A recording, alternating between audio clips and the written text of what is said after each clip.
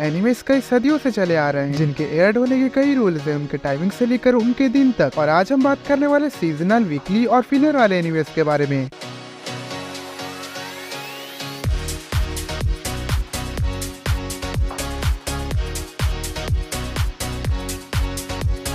अगर हम बात करें वीकली एनिमेस की, तो इसमें फिलर्स भी इंक्लूड हो जाते हैं, क्योंकि एडेप्टेशन ड्रैग ना हो तो मांगा से कैचअप करने में ज्यादा समय नहीं लगता, जिस वजह से स्टूडियो खुद से ऐसे एपिसोड्स बनाता है जिसके कारण जो लोग उस ऑनगोइंग एनिमे को देख रहे होते हैं उनका ध्यान पूरी तरह से भटक जाता है। और कई मामलों में तो ऐसा होता है कि एक सीरियस आर्क चलते रहे और उसी के बीच काफी सारे फिलर एपिसोड आने लग जाते हैं। इससे ये होता है कि भले ही वो आर्क काफी अच्छा क्यों ना हो, लेकिन उससे इंटरेस्ट पूरी तरह से खत्म हो जाता है। लेकिन इससे दिक्कत सिर्फ उसे ऑनगोइंग फॉलो करने वालों को ही होती है, बाकी बिंज करने वाले तो फिलर्स आसानी से स्किप कर देते हैं। लेकिन हालात तब खराब होने लगते हैं जब उन फिलर्स के बीच ऐसा कैनन इवेंट डाल दे जिस वजह से आप वो फिलर स्किप भी नहीं कर सकते। ऐसा ही कुछ ब्लीच को लेकर अक्सर होता रहा है। और अगर फिलर्स अच्छे हो तो बंदा देख भी ले, लेकिन तब क्या होगा जब वो फिलर्स भी आपको बोर करने लगेंगे। ऐसे में तो आप वो एनिमे ड्रॉप ही कर देंगे। अब बात करते हैं सीजनल एनिमेस के बारे में। पहले के एनिमेस में अगर हम देखें तो अगर वो मांगा छोटा है या एंड हो गया है तो उस पे स्टूडियो अगर एनिमे बनाता था तो एक ही बार में पूरा कवर कर लिया करता था, चाहे वो एनिमे जितने भी महीने तक क्यों न चले। लाइक यूजू हाशुको या ड्रैगन बॉल को ले लीजिए, इनमें ये हुआ था कि या तो ये पूरा मांगा एडेप्ट कर लेते थे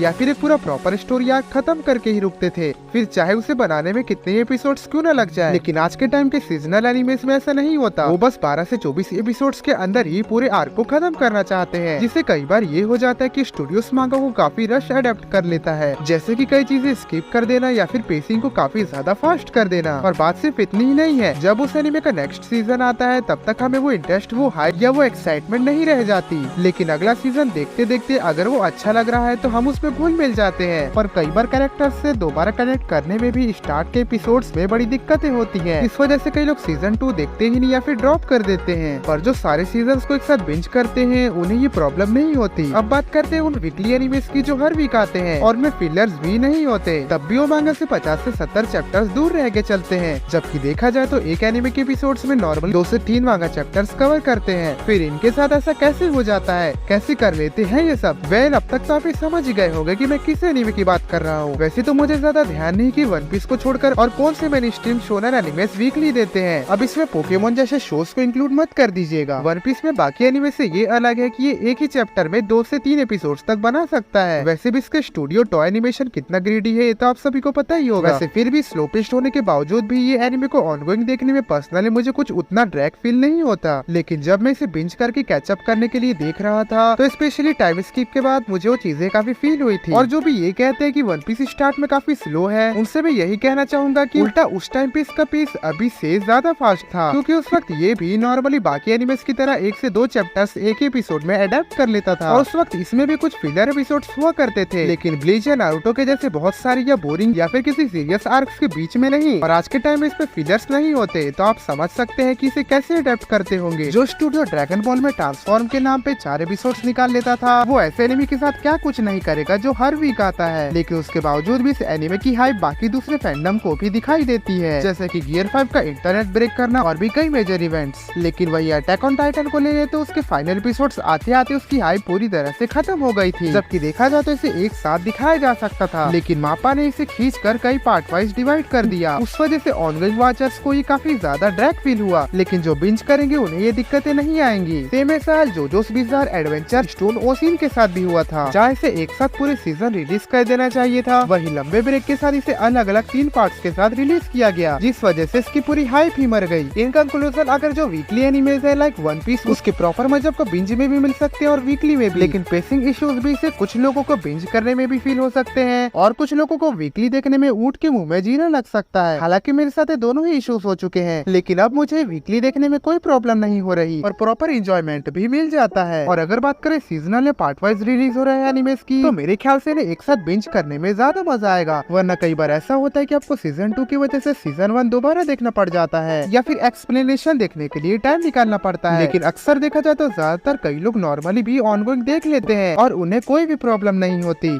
और अब बात करें फिलर भरे एनिमेस की जो स्पेशली पैरोडी स्टूडियो के होते हैं, तो आप उन फिलर्स को स्किप करके देख सकते हैं। लेकिन अगर बात करें ब्लीच जैसे एनिमेस की जिसके फिलर्स में भी कैनन इवेंट डाल दिए हैं और वो फिलर्स बोर भी करते हैं, तो आप इसकी मांगा ही पढ़ लीजिए। वैसे भी इसके आर्ट्स काफी अच्छे और क्लियर है, आपको वन पीस के मांगे जैसी दिक्कत नहीं आएगी। जिसकी पैनल समझने में पर्सनली मुझे तो काफी दिक्कतें होती है। तो बस आज के वीडियो में इतना ही। अगर आपको वीडियो पसंद आया तो लाइक, सब्सक्राइब और दोस्तों के साथ शेयर करना ना भूलें। और ऐसे एनीमे वीडियोस के लिए हमारे साथ बने रहिए।